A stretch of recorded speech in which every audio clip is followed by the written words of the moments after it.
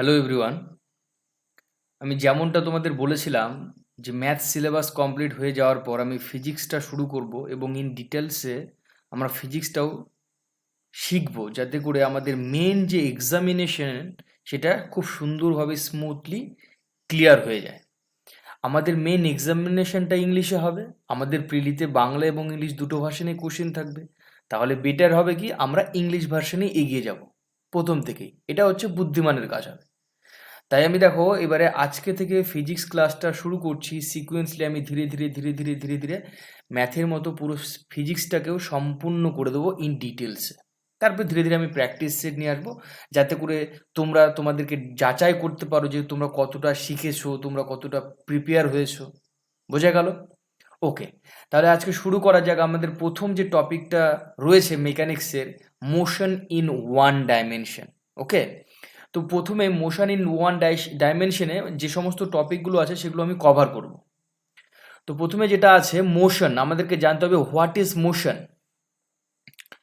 এবং এখান থেকে যে ধরনের এমসিকিউগুলো তৈরি হতে পারে সেগুলো আমি তোমাদের বলে দেবো যখন আমি ডিটেলসে আলোচনা করব। তো উইথ কনসেন্ট্রেশন এই ক্লাসগুলোকে দেখার চেষ্টা করবে। So motion it's a change of position with time. আমরা স্বাভাবিকভাবে জানি কোনো একটা গাড়ি হোক বা তুমি নিজে হও, তুমি যখন একটা জায়গা থেকে অন্য জায়গায় যাবে তাহলে নিশ্চয়ই একটা সময় লাগবে, তাই না? সে 2 মিনিট লাগুক বা 3 মিনিট লাগুক, কিন্তু সময় তো লাগবে। সময়ের রেসপেক্টে তুমি তোমার পজিশনটা চেঞ্জ করছো, সেটাকেই কিন্তু বলা হবে মোশন। তুমি যদি তোমার পজিশনটা চেঞ্জ করো কোনো একটা সময়ের রেসপেক্টে, সেটাকে বলা হবে মোশন। এবার মোশনের সবচেয়ে বেশি গুরুত্বপূর্ণ একটি মানে ব্যাপার বলতে পারো, সেটা হচ্ছে ফ্রেম অফ রেফারেন্স। খুবই গুরুত্বপূর্ণ, এবং এখান থেকে একটা এমসিকিউ হতে পারে। কি বললাম আমি? Frame of reference. কথাটার বাংলা মানে তুমি যদি জানতে চাও, মানে কার রেসপেক্টে, মানে কার রেসপেক্টে তুমি মোশনটা জানতে চাইছো।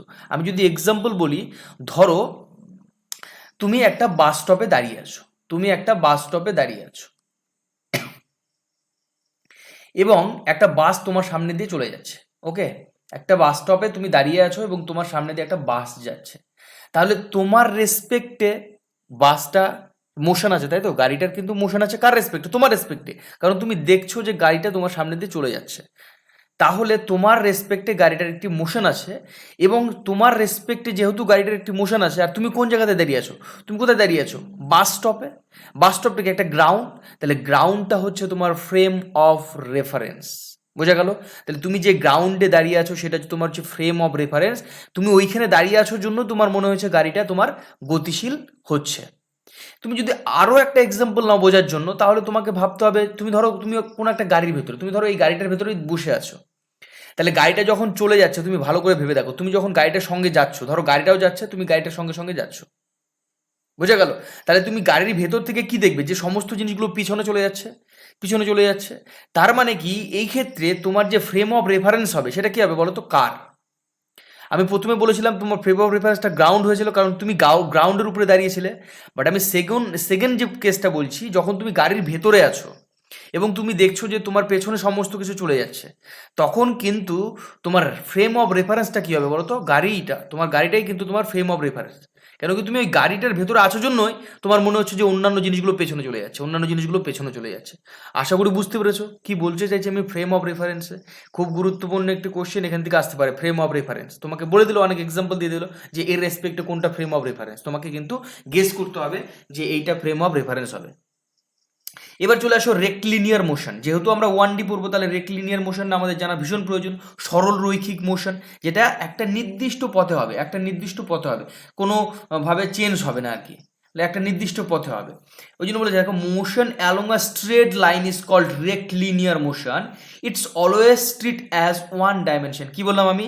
Motion along straight line. তাহলে যদি তোমাকে এভাবে কোশ্চেন আসতে পারে যে motion along straight line is called which kind of motion? Circular motion, rectilinear motion, curve motion? তখন কিন্তু তোমাকে অ্যান্সার দিতে হবে যে না স্যার, এটা হচ্ছে রেক্টলিনিয়ার মোশন। কি বললাম আমি? যদি স্ট্রেট লাইন হয়ে যায়, কোনো একটা মোশন যদি স্ট্রেট লাইন বরাবর হয়, তখন সেটাকে বলবো আমরা রেক্টলিনিয়ার মোশন, মানে সরলরৈখিক গতি। আশা করি বুঝতে পেরেছো। এবং এই সরলরৈখিক গতিটাকে আমরা কি বলি বলতো? One dimensional, one dimension. বোঝা গেল? তাহলে এখান থেকে দেখো আমরা কতগুলো পয়েন্ট জানতে পারলাম। এই পয়েন্টগুলো তোমরা খাতাতে নোট ডাউন করবে। তারপরে চলে আসো স্কেলার কোয়ান্টিটি এবং ভেক্টর কোয়ান্টিটি। কেন কি আমরা যে সমস্ত এখানে টার্মগুলো পড়তে যাব সেগুলোর সঙ্গে কিন্তু স্কেলার কোয়ান্টিটি ভেক্টর কোয়ান্টিটি এগুলো একটা মিল আছে। স্কেলার কোয়ান্টিটি আমরা প্রত্যেকে জানি, তাও আমি আরও একবার রিকল করে দেবো তোমাদের। স্কেলার কোয়ান্টিটি ধরো যে এই এমন একটা কোয়ান্টিটি যার কোনো ডাইরেকশন থাকবে না, শুধু ম্যাগনিটিউড থাকবে। ম্যাগনিটিউড ইন দ্য সেন্স শুধুমাত্র ভ্যালু পাবে, শুধুমাত্র ভ্যালু পাবে, ঠিক আছে, no direction, there is no direction. তাহলে স্কেলার কোয়ান্টিটির কিন্তু কোনো ডাইরেকশন থাকবে না। কি থাকবে না? কোনো ডাইরেকশন থাকবে না। যেমন তুমি যদি এক্সাম্পল ধরো, এক্সাম্পলগুলো খুব ইম্পর্টেন্ট নিয়েছি আমি, যেগুলো আমাদের আসতে পারে পরীক্ষায়, যে স্পিড ইজ স্কেলার কোয়ান্টিটি আর ভেক্টর কোয়ান্টিটি। তো স্পিড হবে scalar quantity, path length scalar quantity, mass scalar quantity, temperature scalar quantity. কারণ এগুলো তুমি শুধুমাত্র ভ্যালু পাবে, এগুলোর জন্য কোনো ডাইরেকশন নেই যে পূর্ব দিকে যাচ্ছে, পশ্চিম দিকে যাচ্ছে, উত্তর দিকে যাচ্ছে, দক্ষিণ দিকে যাচ্ছে, এরকম কোনো ব্যাপার থাকছে না, শুধুমাত্র ভ্যালু পাবে 2 3 4 -5 লাইক দিস। ভেক্টর কোয়ান্টিটিটা কি? ভেক্টর কোয়ান্টিটি তোমার দুটোই পাবে, একটা ম্যাগনিটিউড পাবে মানে ভ্যালু পাবে, সঙ্গে তুমি কিন্তু ডাইরেকশনও পাবে। কি বললাম? ম্যাগনিটিউড পাবে, সঙ্গে তুমি ডাইরেকশন পাবে। যদি তুমি এক্সাম্পল হিসেবে দেখতে চাও তাহলে তোমাকে দেখে নিতে হবে ভেলোসিটি, ডিসপ্লেসমেন্ট, এক্সেলারেশন, ফোর্স। আমি এগুলো আলোচনা করব, what is displacement, velocity, acceleration, কিন্তু এইগুলোকে বলা হয় তোমার মানে ভেক্টর কোয়ান্টিটি। তোমাকে এখান থেকে মূলত যেটা শিখতে হবে, what is scalar quantity, what is vector quantity. আমি তোমাদের বলে দিয়েছি স্কেলার কোয়ান্টিটির কোনো ডাইরেকশন নেই, ভেক্টর কোয়ান্টিটির ডাইরেকশন আছে।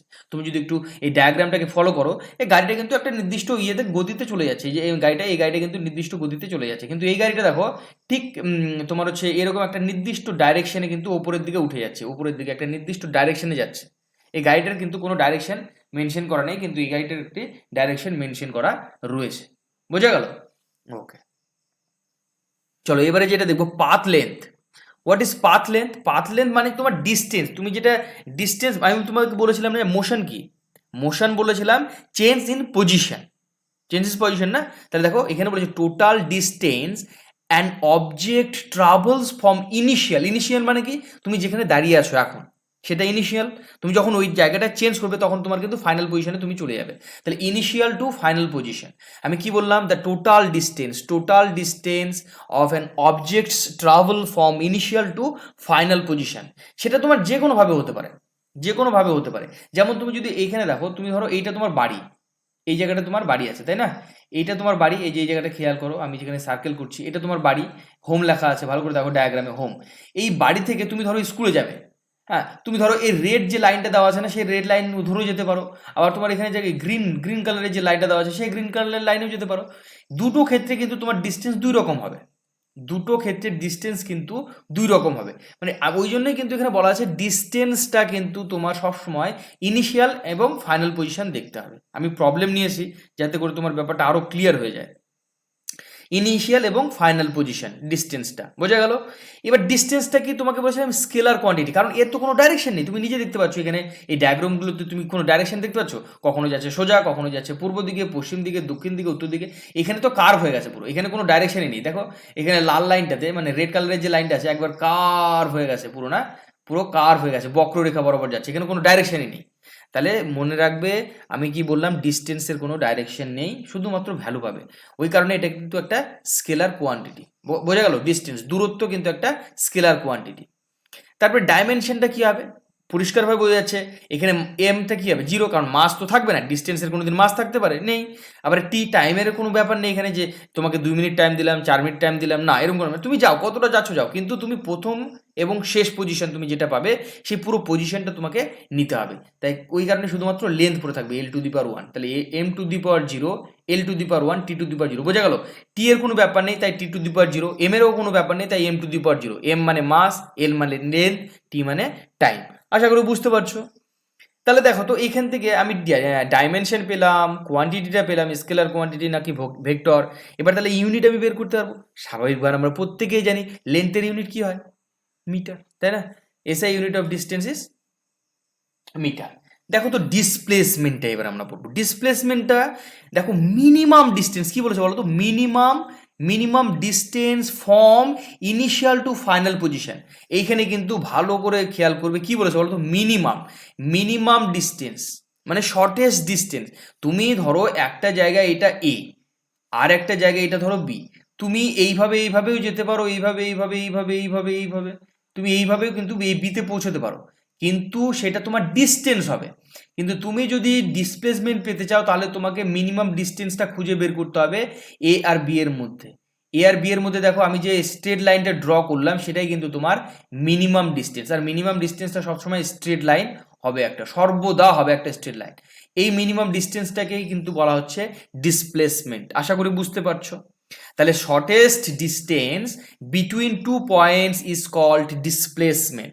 এবং ডিসপ্লেসমেন্টটা দেখো একটা নির্দিষ্ট ডাইরেকশনে হচ্ছে না, নির্দিষ্ট ডাইরেকশনে, এই কারণে কিন্তু এটা একটা ভেক্টর কোয়ান্টিটি। বোঝা গেল? তাহলে ডিসপ্লেসমেন্ট কি হবে? Displacement is a vector quantity. Displacement is a vector quantity, মাথায় রাখতে হবে, displacement is a vector quantity. Okay, এবার বলেছে ডাইমেনশন অফ ডিসপ্লেসমেন্ট সিমিলার, এক্ষেত্রেও তোমার মাস থাকবে না, টাইম থাকবে না। তাহলে এম টু দি পাওয়ার 0, এটি to the power 0, R L to the পাওয়ার কি হবে? 1, ডেফিনেটলি 1 হবে, তাই তো?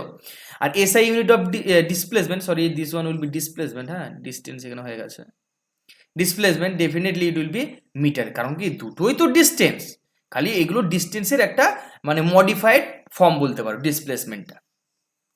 তাহলে আশা করি বুঝতে পেরেছো ডিসপ্লেসমেন্টটা কি, পুরো জিনিসটা এগুলো কিন্তু বুঝতে হবে। এই ডিসপ্লেসমেন্টটাকেই কিন্তু সরণ বলে বাংলায়। ওকে, এবারে নোট, এখানে দুটো নোট দিয়েছি, কি বলতো, ডিসপ্লেসমেন্ট কিন্তু 0 হতে পারে। কি করে 0 হবে?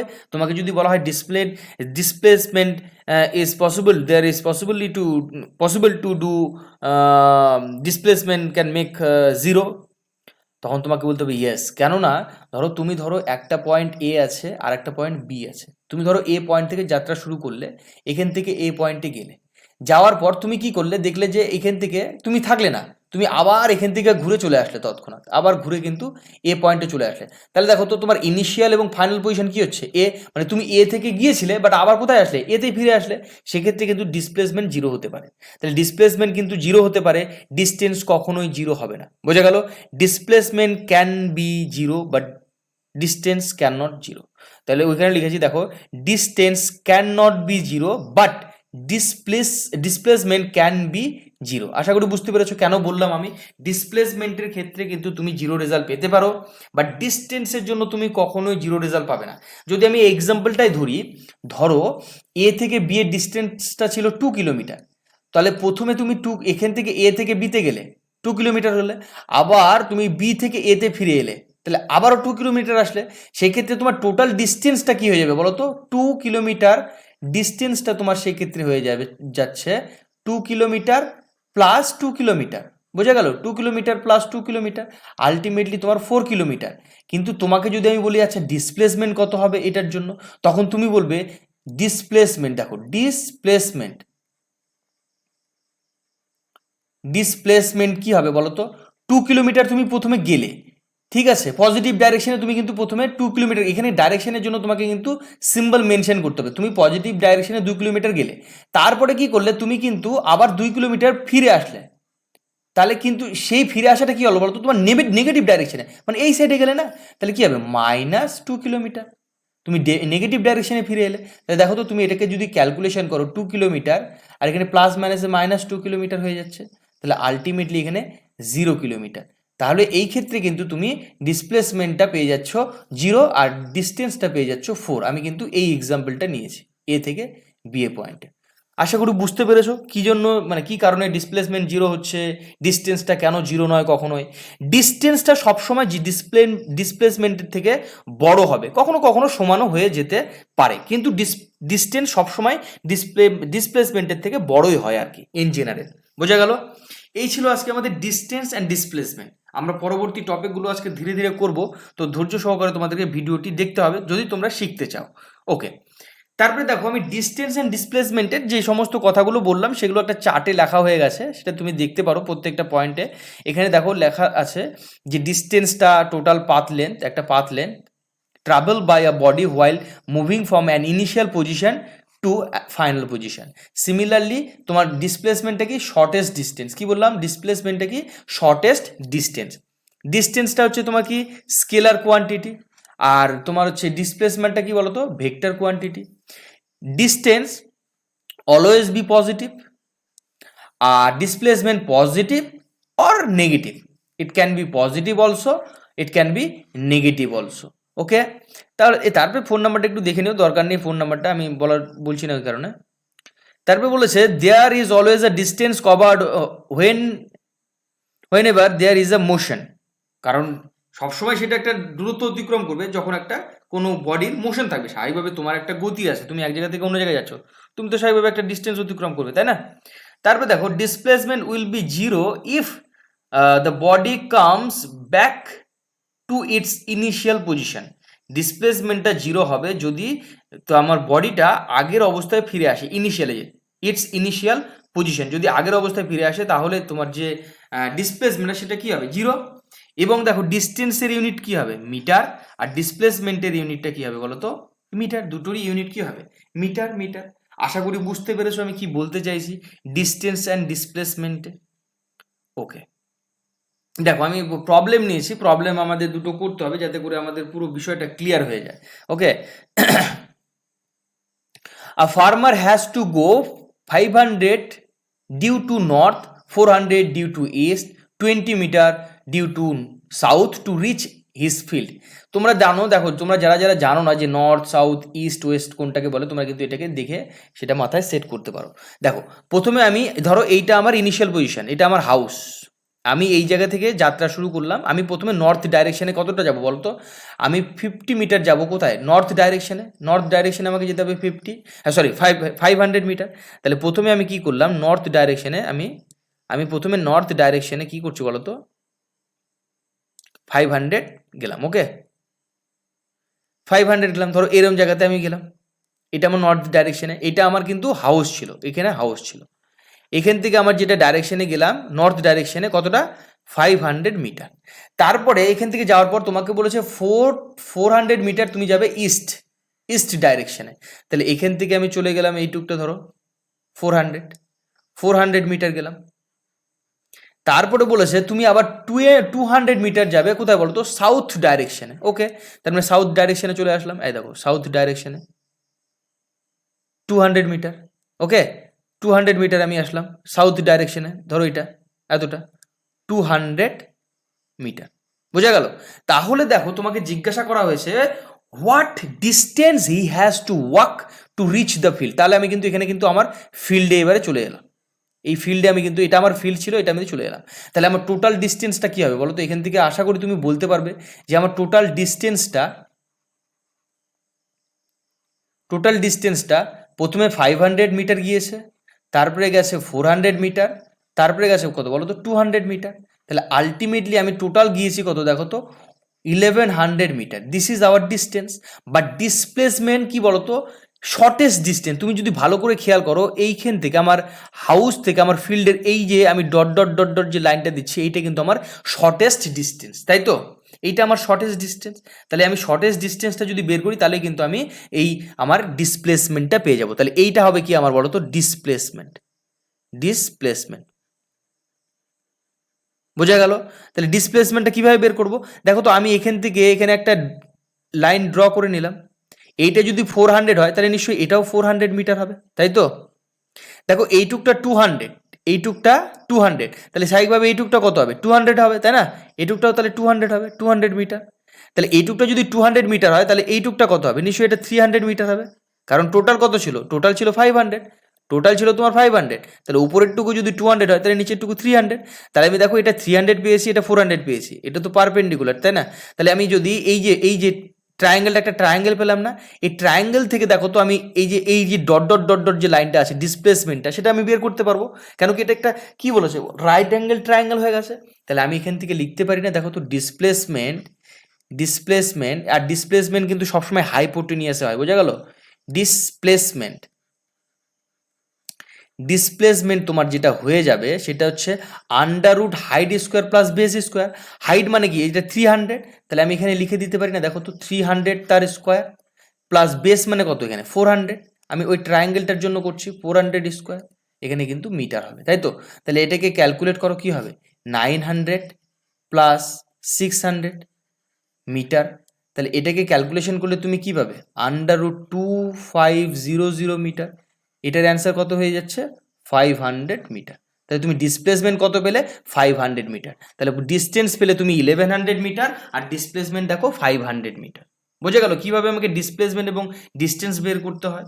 আশা করি বুঝতে পারছো। চলো তারপরে দেখো একটি particle a particle moves from origin to 10 metre east. ধরো এইটা ধরো তোমার অরিজিন, এখান থেকে ইস্ট ডাইরেকশনে কত যাচ্ছে বলো তো? 10 মিটার। আমি ধরে নিলাম এখানে এই ডিস্টেন্সটা ধরো 10 মিটার, এই সাইডে যাওয়া হলো 10 মিটার ইস্ট ডাইরেকশনে, ওকে। অ্যান্ড কাম ব্যাক, ফিরে আসা হলো 2 মিটার ওয়েস্ট। তার মানে এইখান থেকে আবার এরকম জায়গা থেকে ফিরে আসা হচ্ছে কতটা বলো তো? এইখান থেকে এইটুকটা আবার ফিরে আসা হচ্ছে, এইখান থেকে এতটুকু এলাম, সেই যে ডিস্টেন্সটা সেটা কিন্তু তোমার 2 মিটার বলা হচ্ছে। এইখান থেকে এই পুরো ডিস্টেন্সটা 10 মিটার, তারপরে ফিরে আসা হলো আরও 2 মিটার। তাহলে বলেছে find the distance and displacement of the particle. তাহলে প্রথমে তুমি ছিলে এ থেকে বিতে, তারপরে তুমি বি থেকে আবার ধরো একটা নির্দিষ্ট পয়েন্ট, এটা আমি ধরে নিলাম সিতে চলে এলে। তাহলে দেখো আলটিমেটলি তোমার যে ডিস্টেন্সটা কত ট্রাভেল হচ্ছে, আলটিমেটলি টোটাল ডিস্টেন্সটা যে ট্রাভেল করছো, তুমি ভালো করে খেয়াল করো, ডিস্টেন্সটা যে ট্রাভেল করছো, এই ধরনের ইজি ইজি ম্যাথগুলোই তোমাদের দেবে। প্রথমে 10 মিটার গেল, তারপরে আবার কত মিটার গিয়েছো? 2 মিটার। তাহলে আলটিমেটলি তুমি গিয়েছো টোটাল 12 মিটার, এটা তোমার ডিস্টেন্স। বাট ডিসপ্লেসমেন্ট তো তা নয়, ডিসপ্লেসমেন্ট কিন্তু তা নয়। ডিসপ্লেসমেন্ট তুমি যদি খেয়াল করো, ডিসপ্লেসমেন্টের ক্ষেত্রে তোমার ইনিশিয়াল পজিশন এবং ফাইনাল পজিশন, ডিসপ্লেসমেন্টের ক্ষেত্রে তোমার এইটা হবে ইনিশিয়াল পজিশন আর এই যে সিটা হবে তোমার ফাইনাল পজিশন। তুমি যদি খেয়াল করো এ এবং সি এর মধ্যে তুমি যদি ডিস্টেন্সটা বের করতে চাও, তাহলে প্রথমে তুমি গেছো কত? 10 মিটার। প্রথমে তুমি গেছো 10 মিটার পজিটিভ ডাইরেকশনে, তাই তো? তাহলে তুমি এখানে লিখবে 10 মিটার পজিটিভ ডাইরেকশনে গেছো। তারপরে তুমি কিন্তু আবার ফিরে এসছো, মানে ব্যাকে এসছো, সেটা কিন্তু তোমার কি হবে তাহলে? নেগেটিভ ডাইরেকশন, কারণ কি তুমি ব্যাক করেছো, নেগেটিভ ডাইরেকশনে ফিরে এসছো। তাহলে আলটিমেটলি তোমার যে রেজাল্টটা হয়ে যাবে 10 metre plus minus is -2 metre, so ultimately +8 metre is your displacement. আশা করি বুঝতে পেরেছো কিভাবে আমাদের ডিস্টেন্স এবং ডিসপ্লেসমেন্টগুলোকে আলাদা করতে হয় এবং কিভাবে তাদেরকে আলাদা আলাদাভাবে বের করতে হয়। বোঝা গেল? তো আজকে আমি শুধুমাত্র ডিস্টেন্স এবং ডিসপ্লেসমেন্টটাই আলোচনা করলাম এই ভিডিওতে। পরবর্তী ভিডিওতে আমরা স্পিড সম্বন্ধে আলোচনা করব। তো ততক্ষণ পর্যন্ত তোমরা দেখতে থাকো এবং শিখতে থাকো। Thank you, take care.